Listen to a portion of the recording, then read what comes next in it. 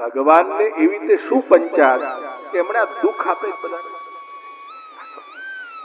યાદ રાખજો, ઘણા એવા પ્રશ્નો અમેરિકામાં અહીંયા બધે આવે છે. એવું વાય ભગવાનને દુઃખ આપવાથી શું મળે છે? એમને દુઃખ પેદા જ કેમ કર્યું?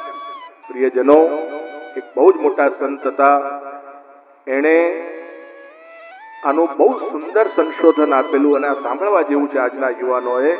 કારણ કે સૌથી વધારે પ્રશ્નો અજ્ઞાનતાથી થાય. જે બિચારા જ્ઞાની છે, ભક્તિ છે, ઠાકોરજીની સેવામાં મસ્ત છે, ભગવાનને સખડી ભોગ ધરે છે, સેવા કરે છે, એને આવા ફાલતુ પ્રશ્નો થતા નથી. એ તો મનમાં શાંતિથી બેઠા છે કે અમારા ઠાકોરજી ભલા ને અમે ભલા, અમને આ બધી ફટફટની જરૂર શું? કારણ કે સુખ અને દુઃખ જે સમાનતાથી અનુભવે, આ યાદ રાખજો, આ શબ્દો પર ભાર આપો, સુખ અને દુઃખ એ બંને મારા ઠાકોરજીની ઈચ્છા છે. એવું જે માને એને કદી પણ ક્લેશ કે અશાંતિ થતી નથી. પરંતુ સુખ જે છે એ મેં પ્રાપ્ત કર્યું અને દુઃખ મને ભગવાને આપ્યું. યાદ રાખજો, માણસ શું વિચારે છે? આ સુખ મેં પ્રાપ્ત કર્યું, આ દુઃખ ભગવાને આપ્યું, એવું જે વિચારે છે એ માણસ યા તો નાસ્તિક અડધો હોય છે, યા તો એક અજ્ઞાનતામાં ભરેલો હોય છે, એના લક્ષ્યને પ્રાપ્ત કરતો નથી. આવા પ્રશ્નો આજના યુગમાં છે કે ભગવાન દુઃખ કેમ આપે છે? વાહ પ્રિયજનો, અગર જો ભગવાન દુઃખ આપે જ નહીં તો માણસના જીવનની જે નૌકા છે ને, આમ ગોળ ગોળ ફર્યા છે, તમને સુખ જ હોય, તમે બે ઘડી વિચારી લો, આ દુનિયામાં દુઃખ હોય જ નહીં તો આ જીવનની ગતિ કેવી રીતે થાય? જીવનની ગતિ કરવા માટે દુઃખ જરૂરી છે, નહીં તો ત્યાં અટકી જાય. જેમ નાવમાં કોઈ ગયું હોય અને નાવ તમારી ગોળ ગોળ ગોળ ગોળ ગોળ ફર્યા કરે, એમાં બાજુમાં બેઠેલો માણસ જે નાવ ચલાવતો હોય એક હાથથી નાવ ચલાવે છે અને ગોળ ગોળ નાવ ઘોરમાં પડી, તો બાજુનો માણસ કે ભાઈ તમારા બે હાથ છે તો નાવને થોડું બીજા હાથથી હલેશો તો આગળ જાય. એમ જીવન જો ગોળ ગોળ ફર્યા કરે તો માણસ ગાંડો થઈ જાય. એકલું સુખ હોય ને દુઃખ હોય જ નહીં તો વ્યક્તિ પાગલ થઈ જાય. એટલે ભગવાને કીધું કે હું જેમ બે હાથ છે, બે પગ છે, એમ રાત્રિ અને દિવસ છે, જેમ ગરમી અને ઠંડી છે, એમ સુખ અને દુઃખ છે. આ બંને નેચરલ છે, આ બંને હું આપું છું અને તું મારી ઈચ્છાથી એને સ્વીકાર. બસ એ જ તારું કર્તવ્ય છે. તારે પ્રશ્ન નથી કરવાનો. You don't have to ask question. તું તારી જાતને સમજાવી દે, આ સુખ પણ મારા પ્રભુએ આપ્યું છે, એ મારાથી મને મળ્યું નથી. આ દુઃખ પણ મારા પ્રભુએ આપ્યું છે, એ પણ મારે સહન કરવાનું. મને સુખ જ ગમે ને દુઃખ ન ગમે એ ચાલે નહીં. મને બંને વસ્તુ ગમવી જોઈએ. અને જ્યારે બંને વસ્તુ ગમતી થાય તો માણસમાં ભક્તિનો ઉદય થાય. આ યાદ રાખજો, આ ચાવીઓ છે. તમને બંને વસ્તુ જ્યારે ગમતી થશે, કેમ ગમી તમને? તમે તમારી જાતને પ્રશ્ન કરો. સુખ તો બધાને ગમે, પણ દુઃખ ગમે ક્યારે ગમે? તમે એવો વિચાર કરો, આ દુઃખ પણ મારા પ્રિય વ્યક્તિ આપેલું. બે પ્રેમી પ્રેમિકા હોય, ચલો ભગવાનની વાત જવા દો, હજી તમને શોર્ટ સમજાવું. પ્રેમી પ્રેમિકા હોય અને એક પ્રેમી બીજા પ્રેમીને થોડું દુઃખ આપે તો એને મીઠું લાગે. કારણ કે પ્રેમ છે. કારણ કે ભગવાન માટે પ્રેમ નથી ને સ્વાર્થ છે, માટે દુઃખ ખરાબ લાગે છે. પણ જે દિવસે ગુમ્મનદાસ થઈ જશો, જે દિવસે સૂરદાસના ભક્તિનો છાંટો આવશે, ત્યારે તમને લાગશે કે દુઃખ મને ખરાબ નથી લાગતું, ये दुख भी मुझे आपका मीठा लगता है. આ બુદ્ધિ દ્રષ્ટિ બદલવાની જરૂર છે. અજ્ઞાનતાને કાઢી જ્ઞાન લાવવાની જરૂર છે. અને જ્ઞાન કોણ આપે? આપણા સદગુરુ શ્રી વલ્લભાદેશ આપે.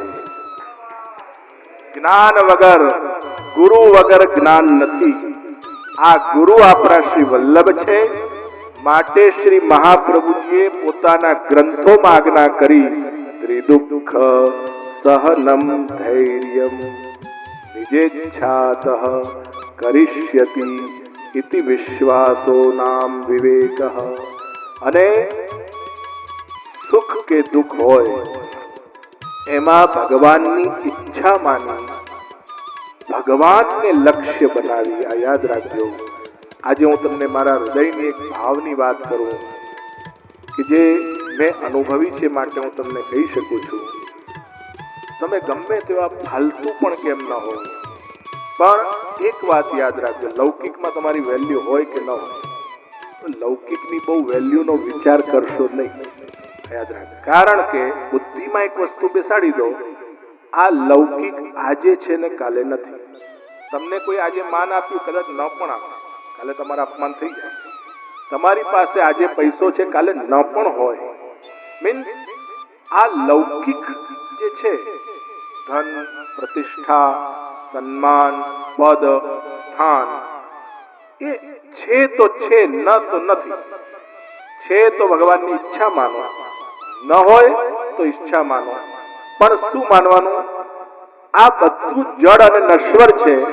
મારા ઠાકોરજી સત્ય છે, એ મારા છે, માટે હું ગમે તેવો છું. લૌકિકમાં કદાચ મારી વેલ્યુ હોય કે ન હોય, પણ મારા પ્રભુ માટે તો મારી વેલ્યુ ઘણી છે.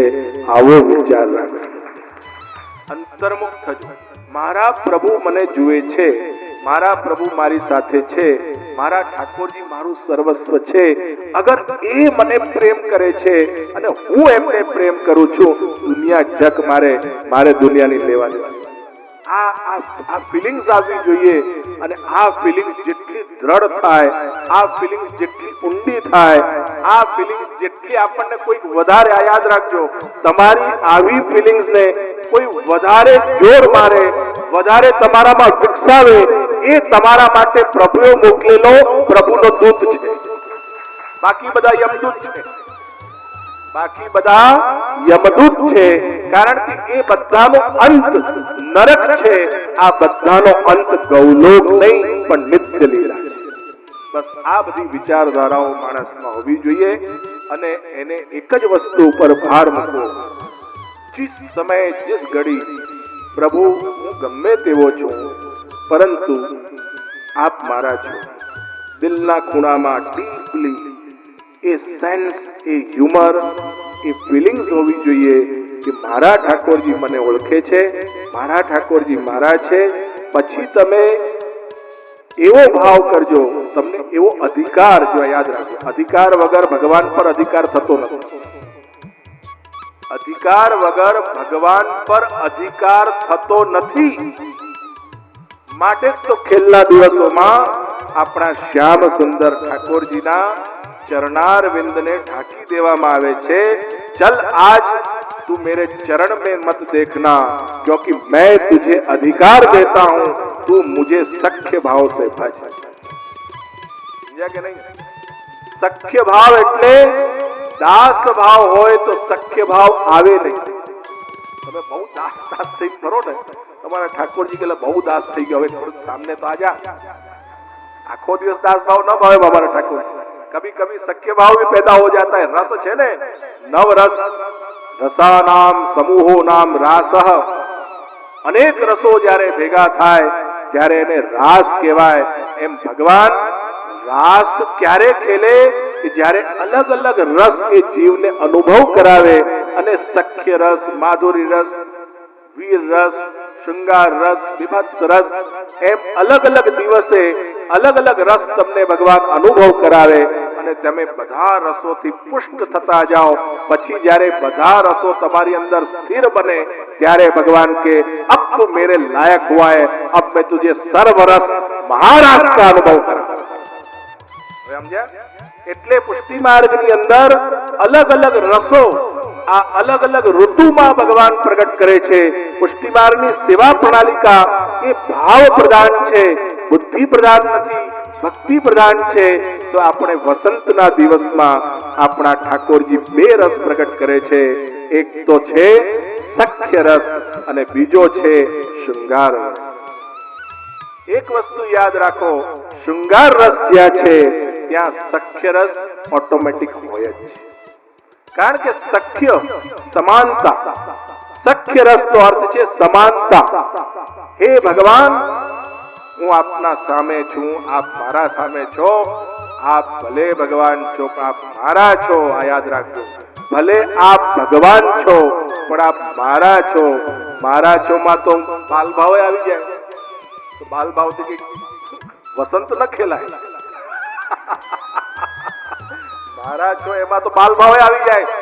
તો પછી યશોદાજી થઈને તમે ત્યાં ભગવાન પાસે ખેલાવા જાઓ તો તમને મજા ના આવે. ભગવાનને મજા ના તમને આવે.